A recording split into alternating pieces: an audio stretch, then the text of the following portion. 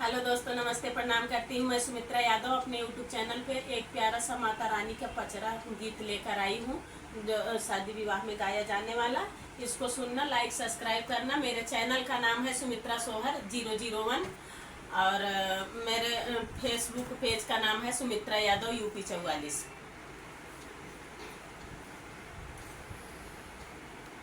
विंध्याचल पहाड़िया से चलली मयरिया हो सेवकवा घरवाना।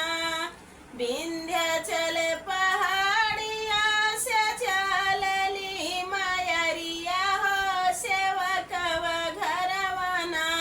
हो सेवकवा घरवाना ओढ़ी लाल की चुनरिया हो सेवकवा घरवाना।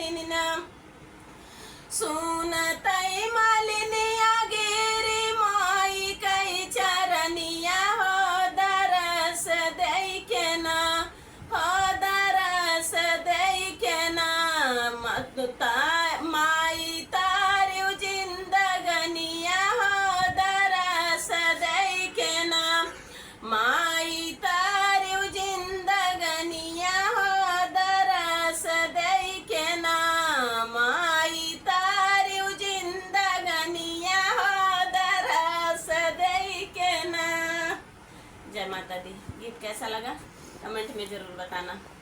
मैं आपकी सुमित्रा।